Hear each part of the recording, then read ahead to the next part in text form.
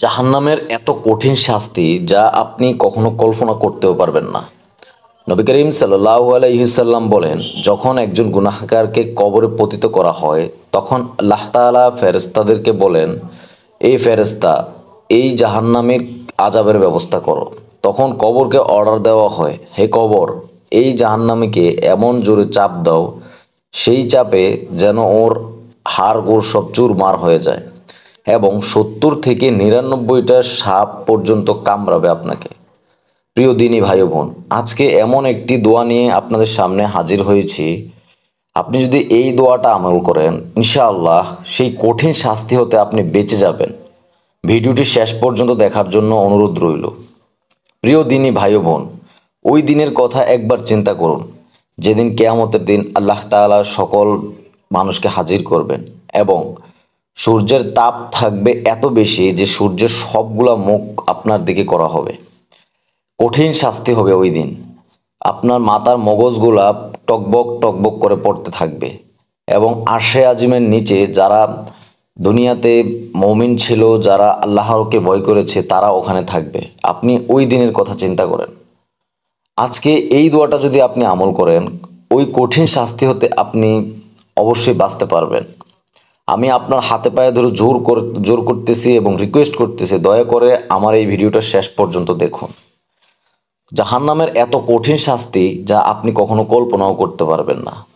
এই দুনিয়াতে আপনি নরম বিছানা, মশারি, পোকামাকড়ের ভয়ে কত ব্যবস্থা করেন, কিন্তু ওই কবরের কথা একবার চিন্তা করুন, ওই জগৎটার কথা একবার চিন্তা করুন, ওই আখেরাতের কথা একবার চিন্তা করুন।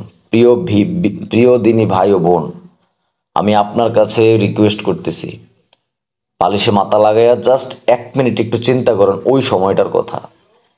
দুনিয়াতে আপনি একটু গরম লাগলে ফ্যান দিচ্ছেন, এসি দিচ্ছেন এবং যাবতীয় যা যা ব্যবস্থা করার সব কিছু করতেছেন, কিন্তু ওই দুনিয়ার কথা একবার চিন্তা করেন, যেখানে অন্ধকার, কোনো আলো থাকবে না, কোনো ফ্যান থাকবে না, কোনো বাতাসের ব্যবস্থা থাকবে না। তখন যদি আপনি এই দুনিয়া থেকে কোনো নেক বা ভালো কাজ না করে যান, নবীর তরিকা অনুযায়ী না চলেন, আপনার ওই সময় আর কোনো রক্ষা হবে না। আল্লাহ তাআলা বলেন, আমি তোকে অনেক সুযোগ দিয়েছি, তুই আমার দেওয়া সব কিছু তুই ভোগ করেছস। তুই এই নদী নালা খাল বিল যা কিছু আছো সব কিছু তুই আমার ভোগ করেছস, কিন্তু আমার দেওয়া তুই নিয়ম পালন করস নাই। সুতরাং আজকে আর তোর কোনো ক্ষমা নাই। আজকে এই সময়ে এসে ক্ষমা চাইলে কোনো কাজ হবে না। সুতরাং আপনারা এই আমলগুলো বেশি বেশি করেন। আমাদের এই চ্যানেলে অনেক আমলের ভিডিও দেওয়া আছে। আপনার কাছে অনুরোধ থাকবে, চ্যানেলটা একটু ঘুরে আসুন, ভালো লাগলে চ্যানেলটা সাবস্ক্রাইব করে সঙ্গে থাকবেন।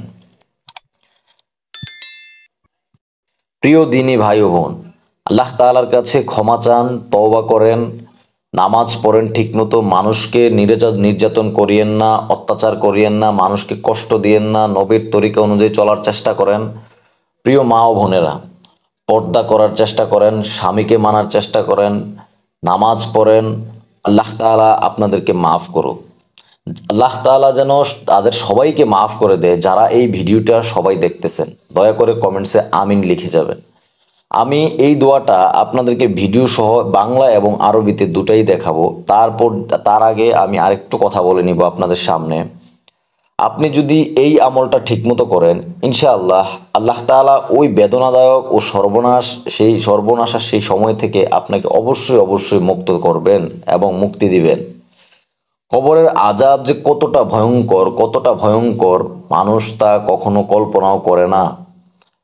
ওই ইবলিসের কথা চিন্তা করেন একবার, যে এত বুদ্ধি থাকার পরেও, এত কিছুর পরেও, কিন্তু ওই ওমর রাদিয়াল্লাহু তাআলা আনহুর কথা চিন্তা করেন, যে ওমর নবীজির গর্দান কাটবে বলে দৌড়িয়ে গিয়েছিল, কিন্তু ওই নবীর আদর্শে ইসলাম গ্রহণ করে আল্লাহ তাআলার দেওয়া নিয়ম অনুযায়ী এবং নবীর আদর্শকে অনুসরণ করে জান্নাতের চাবি নিয়ে নিয়েছেন। আল্লাহ তাআলা আমাদেরকে সেই ওমরের মতো হওয়ার তৌফিক দান করুক। আমি ভিডিওটি আর দীর্ঘায়িত না করে চলে যাচ্ছি সেই কাঙ্ক্ষিত দোয়া, সেই দোয়াটি কি তা দেখানো নিয়ে। কঠিন শাস্তি হতে বাঁচার দোয়া। 1 মিনিটের 1 লাইনের একটা দোয়া। আমি পড়ব 2বার, তারপরে আপনারা পড়বেন, মুখস্থ করবেন, তারপরে শেষ করবেন। যতক্ষণ পর্যন্ত মুখস্থ না হবে ততক্ষণ পর্যন্ত পড়বেন। পড়েন। কঠিন শাস্তি হতে বাঁচার দোয়া। উচ্চারণ: রব্বানা আসরিফ আন্না আযাবা জাহান্নাম ইন্না আযাবাহা কানা গারামা। রব্বানা আসরিফ আন্না আযাবা জাহান্নাম। পড়েন। এখন আমার সাথে সাথে পড়েন, মুখস্থ করার চেষ্টা করেন। 2 মিনিট বা 3 মিনিট সময় যদি আপনারা নেন, ইনশাআল্লাহ এটা মুখস্থ করতে পারবেন। রব্বানা আসরিফ আন্না আযাবা জাহান্নাম।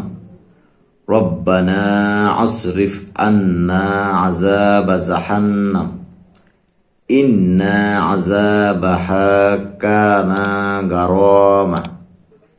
ইন্না আযাবাহা কানা গারামা। পড়েন, আমার সাথে একবার পড়েন, একদম সাথে সাথে পড়বেন।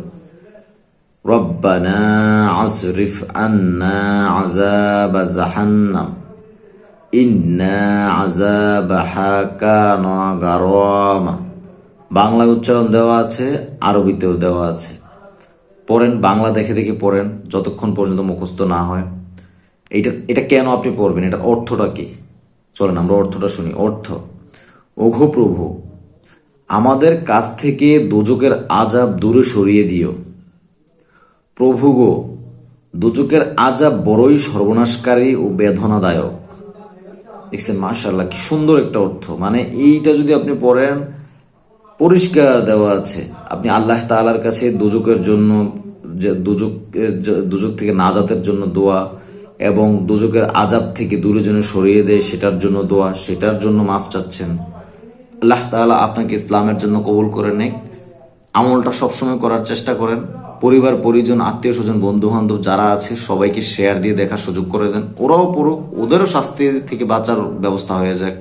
আপনার কারণে ওরা যদি কবরের শাস্তি থেকে বাঁচতে পারে, অবশ্যই আপনিও তার সওয়াব পাবেন। আসসালামু আলাইকুম ওয়া রাহমাতুল্লাহি ওয়া বারাকাতুহু।